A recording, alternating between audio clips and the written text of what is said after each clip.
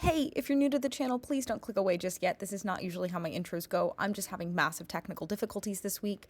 If you're coming back to the channel, hi! I know this is not what my intros usually like. Please accept these pictures of my dog in the snow as apologies and condolences. But what I'm showing you this week is the process that I put together for both the makeup and the prosthetics. Not really prosthetics, just accompanying pieces to turn myself into Medusa. I saw a woman on Instagram create these little hair clips that were horns, and I had the brilliant idea of what if I made them snakes? So here's the entire culmination resulting from that idea. Again, I'm so sorry that I'm having massive video issues this week. Fingers crossed that I'm going to get them fixed soon in the future. But thank you so much for your patience, and let's get on to it. So the way I decided to build these snakes was by utilizing some jewelry wire as the base. I determined about the length I wanted for the snake and cut wire at least twice as long as that. I needed some for the base. And the material I used for the snake is called moldable clay foam. I've used this product before. It's really lightweight. It's really easy to work with. You just need to make sure to store it in an airtight container. And I just kind of formed a mass all the way along the wire up until about where I thought the end would be, leaving about 1 to 2 inches of wire exposed at the end of each snake. I know the camera's not doing the best job at keeping it in frame, but really all I'm trying to do is make a large, I guess pyramid sort of shaped head, identifying where a mouth and where those eye ridges will be, and then tapering that down to a very narrow neck and body, and making sure that body is relatively consistent across the entire length of the snake. I did decide to go with 2 styles of snake. The first one I did with just a closed mouth because I thought it would be easier to kind of do. The hardest thing about working with the moldable clay foam is making sure that I get a smooth, consistent surface overall. I wasn't super worried because I was going to be painting on top of it, but back to the 2 types of snakes I was doing. I did one with a closed mouth, and I decided to do one with an open mouth. I was a little worried about, how he was going to dry and making sure that I got the mouth open enough so that it looked like he was attacking and not just kind of hanging out with his mouth open. I think it ended up working out pretty well, and the foam stuck to the wire much better than I thought it would. I thought I was going to have a lot more problems getting it to kind of stay where I wanted, and I didn't really. I made all of the snakes at once, just kind of one after another, learning as I went. I think it became pretty obvious which one I started with versus which one I ended with. But I had a photo reference of a snake up so I could kind of get the general dimensions. But pretty much their nose kind of comes to a point and then gets wider sideways, not as much vertically. Their head gets a little taller, and then you get the eye ridges, and I just kind of used my finger and thumb to pinch out the eye ridges so the eyes would sit underneath. And then it kind of tapers back in from the sides, and then everything slenders down. That's where even the height goes down into the neck and then the rest of the snake. So again, I know the camera's kind of bad on this one, but this was the first step towards getting a base, and I did use my black foam because I thought it would be a better base for the snakes than the white foam. Once I had the snakes made, it was time to paint them.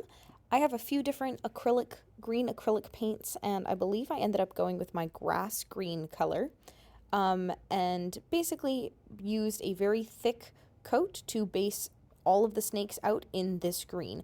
It shows up very vibrant at first, but it ended up kind of mellowing into a much tamer green, kind of against the black. So that's kind of what the first step was. It was just base all of the snakes in green. Very straightforward. There's not too much to add to that statement.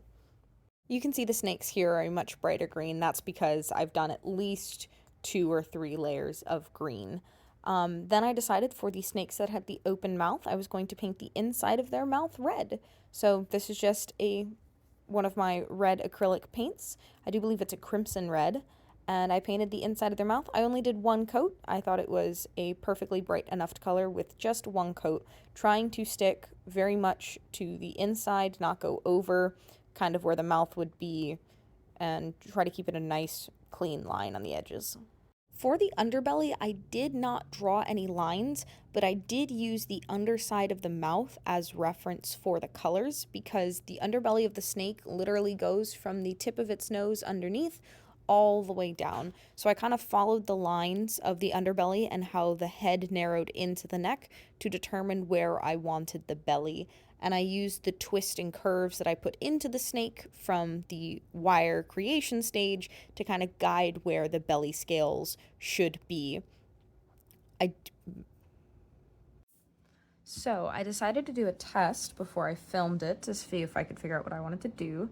And so this is what I have for the scales as a test. I'm not entirely sure about the face. I'm trying not to touch the scales. This thing is surprisingly hard to maneuver. And we're just not going to focus on my little snake, are we? There he goes. So the face is a lot smaller dots because, I mean, the nose got a little bit big, but I just thought the big dots on the face, one, that's not what snakes actually have. Not that this is a pattern that actually exists on snakes, but, you know, picking and choosing biology, I guess. I think I'll probably fill in a little bit more right there. But I just kind of wanted some kind of a scale pattern on the snake because I just thought that this is too plain, but this feels like Medusa. It's shiny, it's green, and as you can see, I'm getting paint all over myself and ruining the scale. So I'm gonna go put him down. But I wanted to do actually like a demo of how I'm painting these. So this is a sculpting tool. This is absolutely not its intended purpose. As you can see, it's covered in residue from scar wax. But all I've been doing, and this paint is a really cool, it's called this color shift from Folk Art. Again, we're not going to focus. I have this in a few different colors, but I'm using this green flash because it's a very green gold, are kind of the two colors. And so all we're doing is taking this and then to make the weird shaped blobs, kind of like rolling it a little bit so I can get like all sorts of different sizes and texture patterns. And if there's just a little bit of paint on it, that's how I can do the really fine dots, is when there's not as much paint. So dab it off and just kind of go to town. So it may look like it's a long and tedious process, but it's honestly not as terrible as I really thought it was going to be.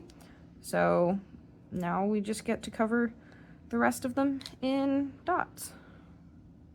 So kind of as I explained, I just use this tool with light dots, heavy dots, wiggling it, pressing it in all sorts of different ways to get different size and shape scales all the way down the length of the snake, being sure to not cross over into that yellow underbelly.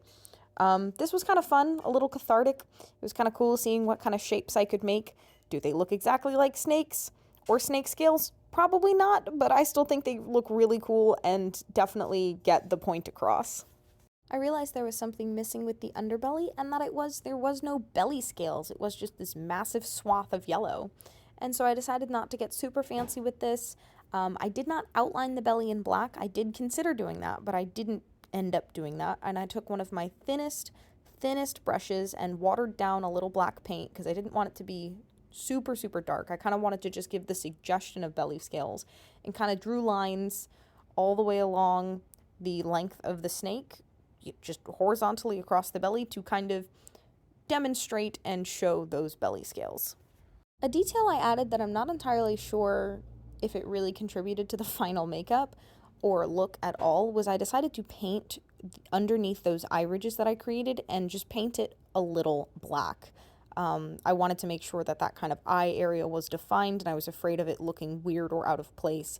This was also because at the time I hadn't decided what I was going to use for the eye, which I eventually came to a decision on. Once it was dry, I decided to use some sequins. I actually purchased these for like a special effects purpose, but they're like a turquoise blue that have kind of a color shift to a gold green, so they ended up being absolutely perfect. And I used both Gorilla Glue and Super Glue. I started with Gorilla Glue, but that ended up sliding around too much, so I ended up going to Super Glue and sticking those sequins onto those eye sockets, and I think it just ended up looking absolutely perfect. These were definitely the best eyes for this job. So I didn't end up filming how I made the fangs, but these were just made from Sculpey clay. I took a very long, slender cylinder and just kind of rolled one end until it came to a point and curved it at the angle I thought would be good. I made 6 top fangs and 6 bottom fangs because I only have 3 snakes that have their mouth open. And I used glue and tweezers to kind of hold them in place and put them in a way that I thought looked hopefully menacing and not derpy. Some of the snakes definitely ended up a little bit more in the derpy category, and these fangs took forever to set, but I think it was well worth it. I absolutely love the final product. So I had a few different ideas of what I was going to use as the tongue for the snake until I remembered going through some of my supplies that I have this nice red jewelry wire.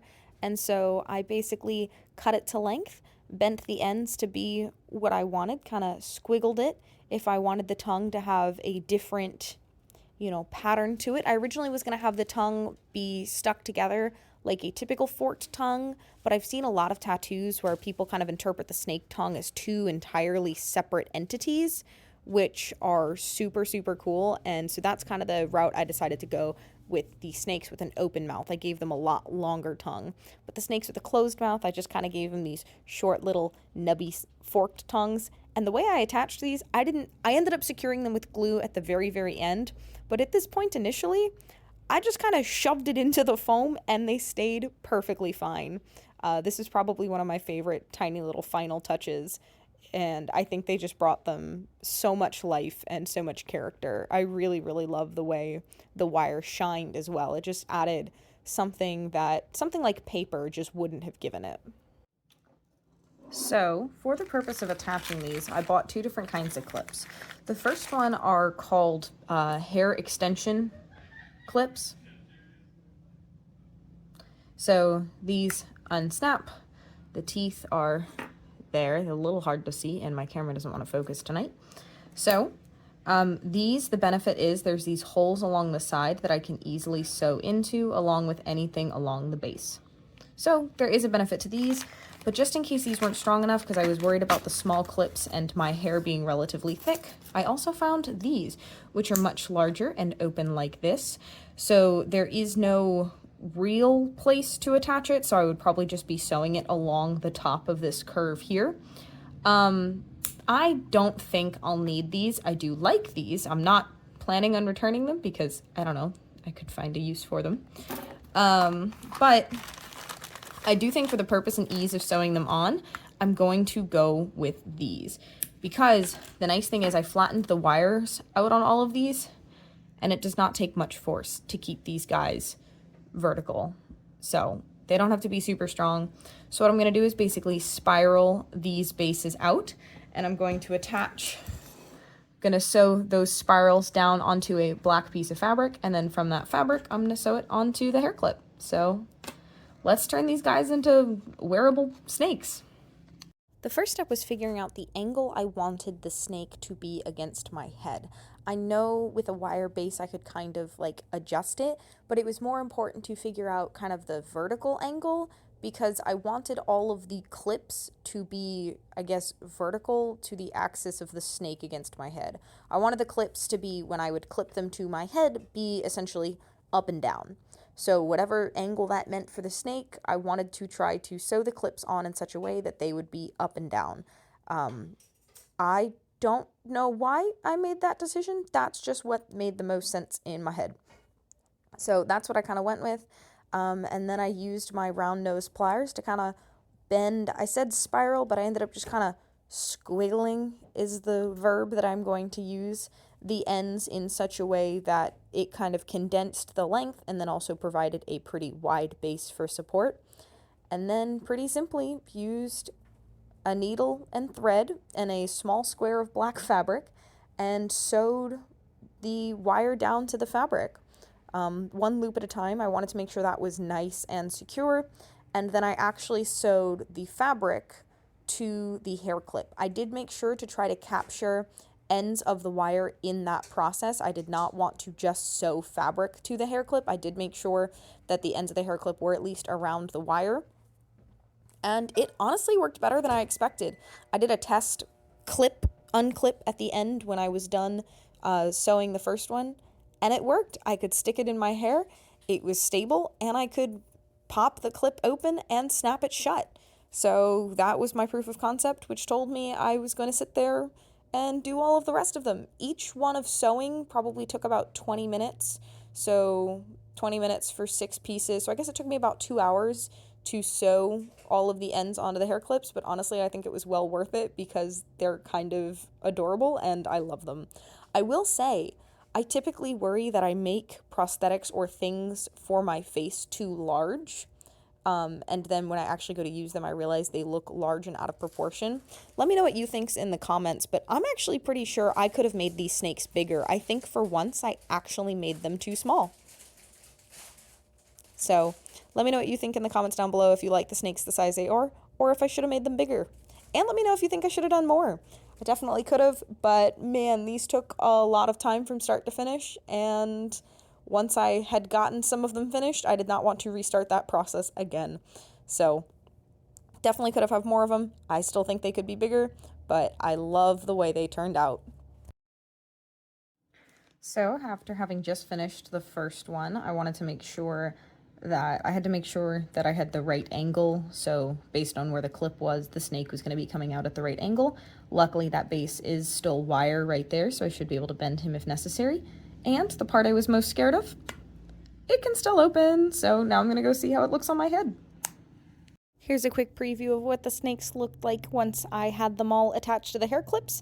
Ignore my face, I was more focused on if all of the snakes were in frame, and yes, I know one of them on the side is not attached very well and he's kind of fallen off. But overall, they work! So I just had what I think might be a brilliant idea. Test fit these, they look great, I'm sure I showed that already. But I want a snake print pattern of some kind so I can put it on my face. I don't have, as I throw my marker, I don't have a stencil or anything.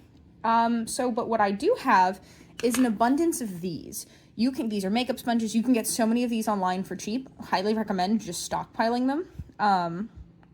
What I'm going to do is I'm going to trace a design onto the bottom of one of these, and then I'm either going to use scissors, jewelry snips, or an X-Acto knife and cut out the pattern. If it fails, that's why I've got more. So let me show you if it works. So a little explanation on what's actually the best method for this. As you can see, I've done one and I actually smudged a little bit since I did it a few minutes ago. But the best method, I'm just going to do another one. It's just kind of a test and actually talk through it this time. So as you can see, I already have kind of an opening there. So the best method has definitely been with the X-Acto knife, and it's to kind of peel the sponge back and then just gently stab down the line. And if you'll notice, I'm going in between kind of the line that I have drawn. So these are my two areas and I'm cutting a line in between. And so I'm just going to cut with stabbing. It's kind of like sawing, but I'm not trying to saw. I'm trying to re-puncture a new, so it's not really sawing. I'm puncture, out, puncture, and then close enough together that it makes a series of basically saw marks, and then to end, you just kind of pull it out. But then that's the second part, is once you have your line cut like that, is just take one side of it and pull it. You do kind of lose the ability to really control the shape a whole lot, but this one's already, I think, coming out better than the first one did. If you do it in small enough sections, you definitely can control. See, that's so much cleaner than you can see some of the edges on this one were. Like the edges on this one were pretty rough, and you can see those rough edges there. So if you're careful enough, you definitely can get a pretty nice rounded curve. And that's actually the scissors for these outside corners. That's what I found worked the best for these, because I'm not trying to get in between stuff. I'm just trying to cut the edges off.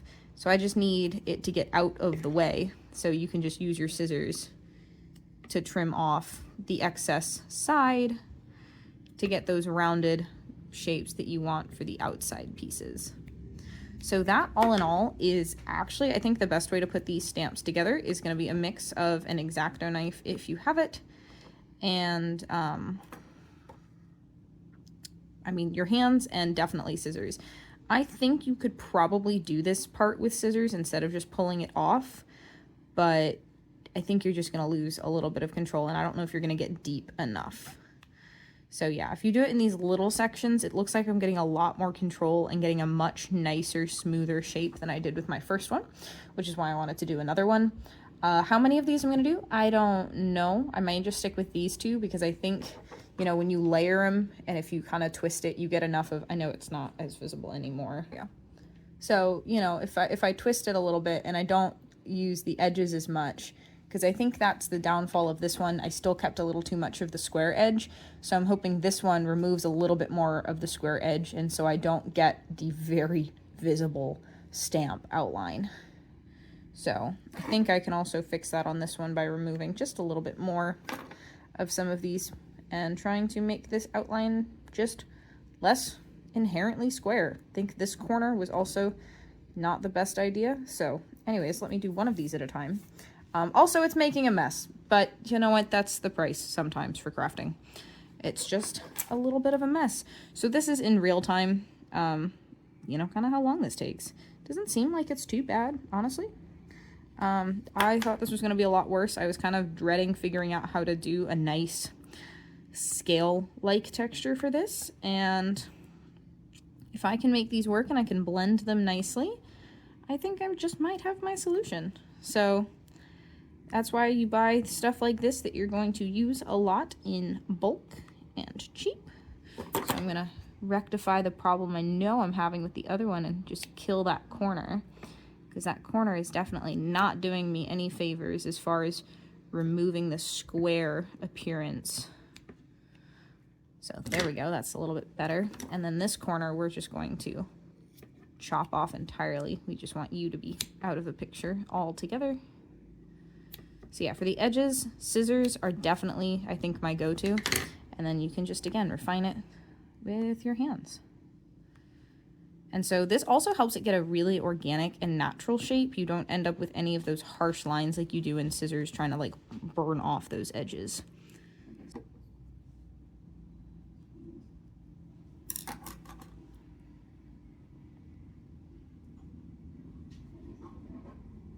Oh.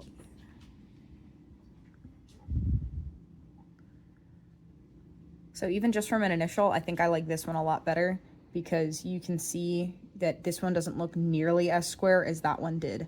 So second stamp for the win. I think you could also totally do something if you wanted to see more of where your edges were. You could do something kind of like they do for lino prints, where basically you paint it one color and then carve so you see what you've taken out. I think that method would also totally work here. You paint or just color the surface of the stamp with a marker and then cut out what you want. Oh, that looks, yeah, that one looks good. Haha! I made myself a little snake stamp. Look at that. I think that will do just nicely. Okay, so again, I can only do so much for the echo, but here we are in my bathroom. So I have this gorgeous kind of square neck green shirt, and I think it's gonna go great with this, and so I am going to do my best to not get makeup on it. Yeah, we're gonna try. I'm a little scared. I did not buy it for this. I just happen to have it. It was not bought with any purpose in mind. It's just been sitting in my closet, and I actually only remembered that I had it like 2 weeks ago, kind of around the same time I started this. So I've got my little snake dudes here. One of them lost a bottom tooth, but you can't really tell, so it's fine. So I'm super excited. I think I put the demo pic on screen, and if I didn't, here's the, oh, is this the one who's having, one of them doesn't like to connect as well, and that might be this guy. So we'll have to figure out a good way to get him in the hair. Also, I will not be wearing my hair up. I plan to put it down, and we'll get to all of that. I have snake earrings that I'm gonna wear. I have a snake necklace. Like, we've got some styling for this one, so I'm super excited. So the way this is gonna get started is we're gonna get painting. I will say, do not be afraid if you are scared of gory. This should not be gory. There is no fake blood, no latex in this at all. I did mess around with the idea of maybe doing the latex peeling away to the snake skin, but I decided I'm gonna go with kind of the more traditional route of the snake scales kind of coming onto the face. Now, what I will say, this makeup seems to be very hard to do in a flattering manner. And what I mean by that is I've seen a lot of Medusa makeups just scrolling through trying to do some research for this. Some of them were not the best. No shade or hate to those creators, but there are definitely some that look better than others, so we're going to hope this end product ends up on one side of the scale and not the other. The great news about the snakes is they are completely reusable without being sticky or gross or anything because they're hair clips. So who knows, you may be watching the second version of the makeup if this one doesn't go to plan. I'm really excited. I've got all of my Diamond VFX makeup palette that I think I want to use. I don't have, well, so one, I don't have a brand deal. I don't think I've talked about much of what I use, really. There's two brands that I use for the most part, and they are Diamond VFX and Macron makeup when it comes to my special effects makeups. These have a incredible amount of pigment for what they are, and the Macron stays like nobody's business. These two seem to be, these are just kind of more like face paints, but Macron has a lot of stuff that's actually like for special effects things. Are there probably other / better brands out there? Maybe. These are the ones I've had for a little while, so I found them and I've liked them. So if you want to get some stuff for yourself, one thing I would say for sure is get yourself a bruise wheel, because even if you're not doing a bruise, these colors are super useful for a lot of different purposes. Anyways, materials tangent aside, let's become Medusa. What I'm going to start with is a clean makeup sponge, and I'm also going to start with my yellow, that's not my yellow and my light green, because I think the approach that I want to take is the darker around the edges and bringing it lighter towards the center. So the light green and stuff, I'm going to kind of build the lighter colors and then the darker colors in. I don't want to bring the dark colors in too far before I have a chance to put the light ones on top. That's what I'm thinking. We will see. And the little sponge you watched me make earlier is basically going to go on top of everything because I want to make sure the scales stand out. So they need something to go on top of. So we're going to do that first.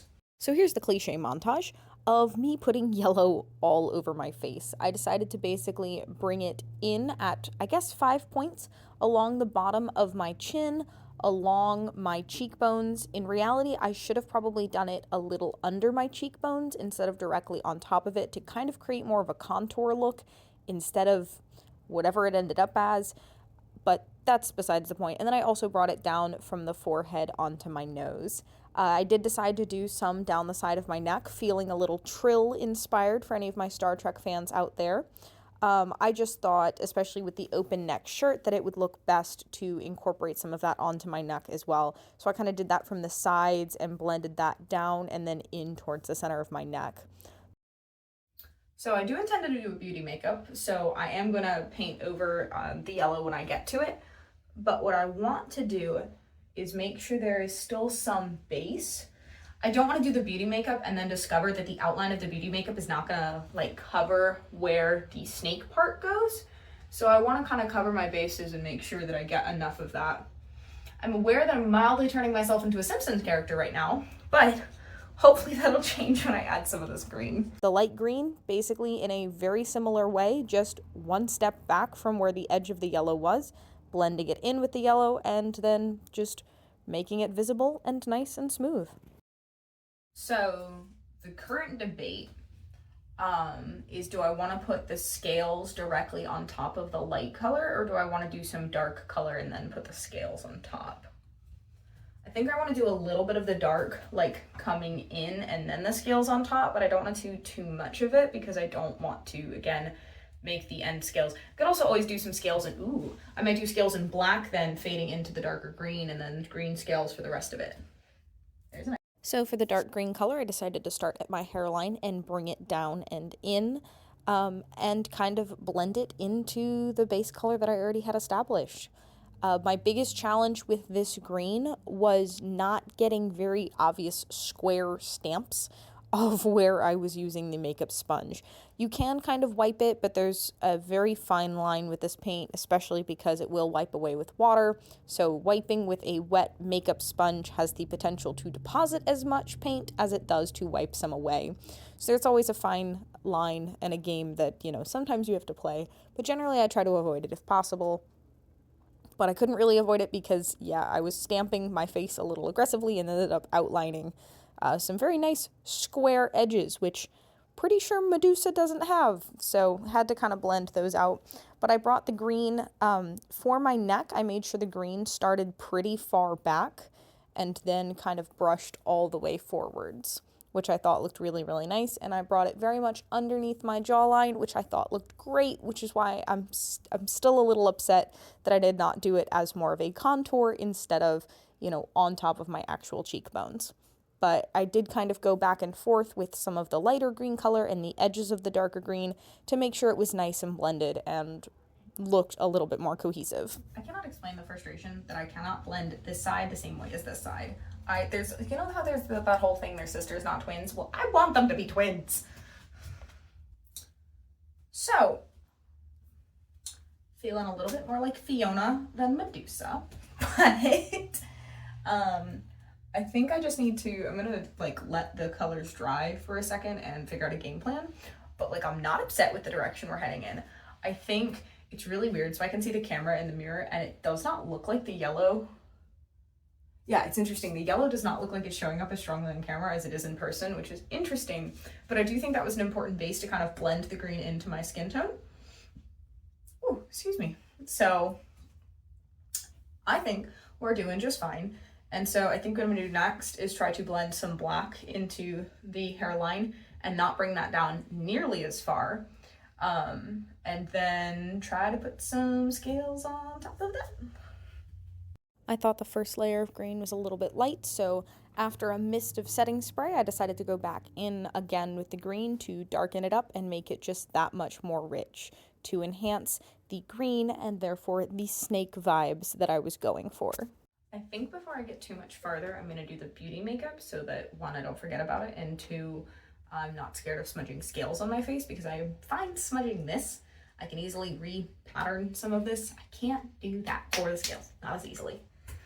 So for the beauty makeup, I decided to go with something very simple, and I decided to do a very dark black corner of the eye, kind of like blended and feathered out, and then a very gold bright lid, because to me, green and gold is the rich snake vibes that we're going for.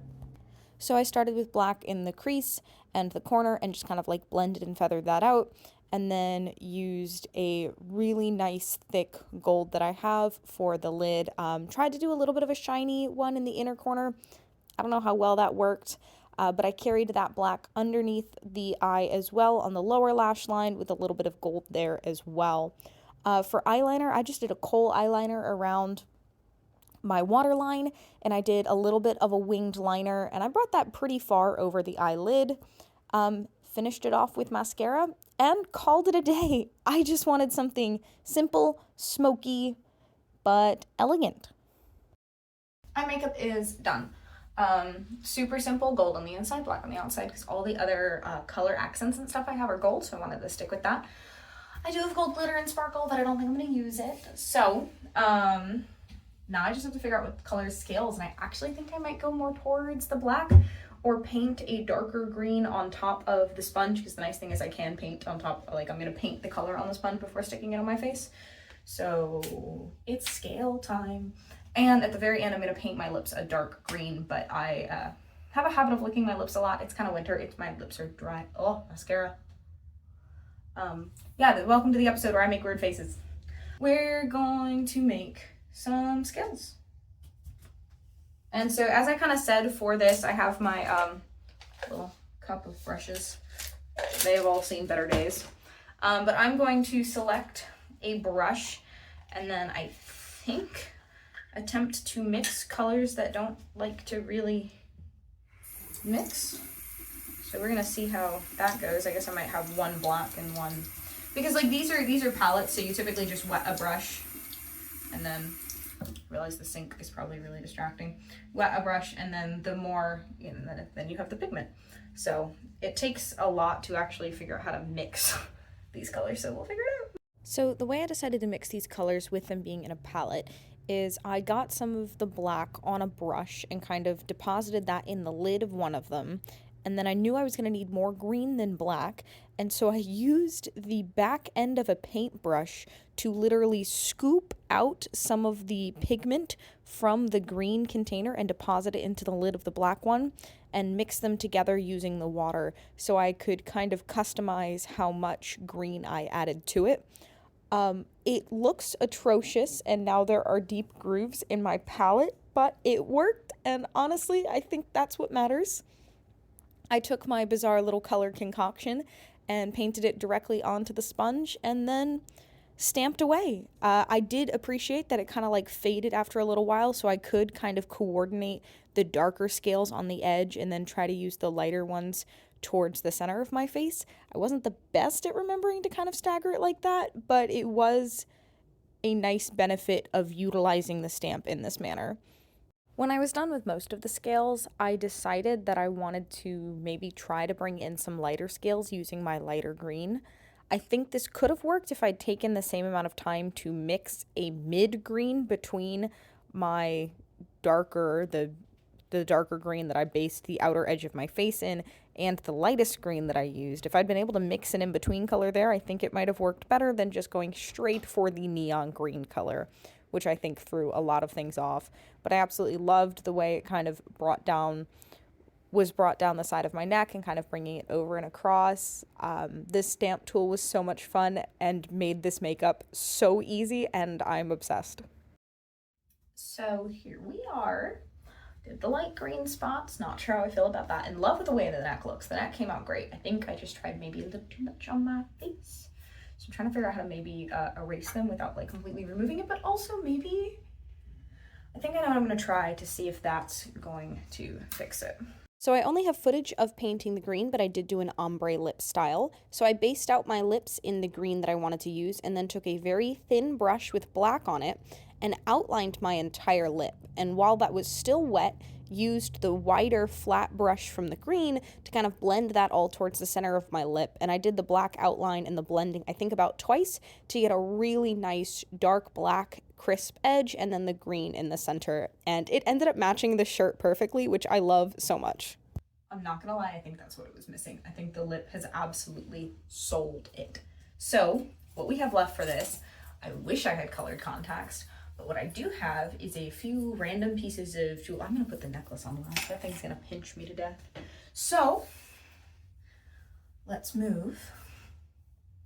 And I think I'm gonna use my paintbrush and help get this hairline situated. That's one of my personal pet peeves is when I can see my hairline in like makeups. It's like, go away. I need you to blend better. Because the thing is, I have a lot of hair. It's not actually super thick hair. It's just a lot of it on my head.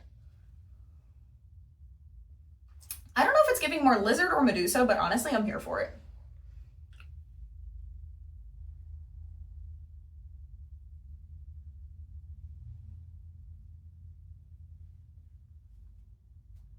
Okay, that's better. I can do more within a minute if I want.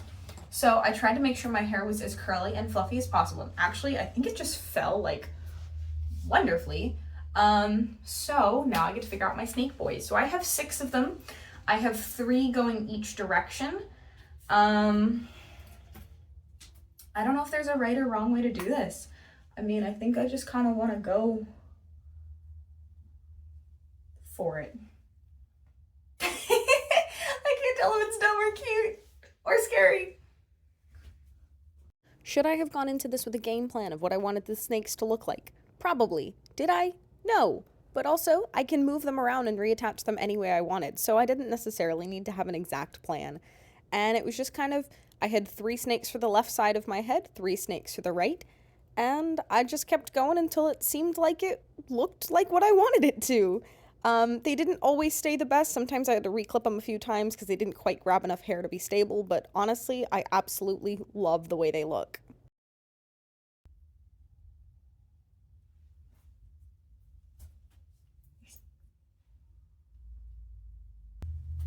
So here we are. I think I'm gonna call this, I was going to, So what I'm adding to my hair right now are these tiny gold cylinders. They have a slit down the middle, so they're kind of like if you've ever seen an ear cuff, except larger, thinner, and for hair. You basically kind of slide them back and forth to slowly capture more hair inside of them. Again, they don't always work the best on my hair because my hair just doesn't cooperate with a lot of things. But they're really fun. I like to style them in braids, and they ended up just being absolutely perfect and giving that little extra pop of gold that I was looking for. So I do believe we're gonna call this the final look. I just added some little like gold pieces to my hair that I always forget that I own. I feel great. I think this looks so cool. I still think the cheeks are a bit much. And this is me very simply using a makeup wipe to very gently remove the unwanted spots. And man, I wish I kind of noticed the dark spot underneath my left eye, but it's a little too late, and honestly, I think it still looks fine. Honestly? Okay, now I think we're done. The green spots that I put on my cheeks are just a little too aggressive. I absolutely love this. I mean, it's my, ooh, are one of you falling? Nobody. I think they're okay. They're not the most stable. Illegal. I'm really happy with it. I'm gonna reset, I think, this snake before I take pictures. I'm sorry, I can see the camera like right through there, and I'm not professional enough to know to ignore it, so I'm doing my best. But I'll include some pictures at the end of this, but if you enjoyed this video, especially on how I made my little hair snakes, please give it a like. If you wanna see more content like this, subscribe, why not? This is my weird little corner of the internet where I do things like this for fun on 10 p.m. on a Thursday night. But yes, I'd love to have you in my little corner of the internet. Last I checked, I was at like 155 subscribers, which is like so cool.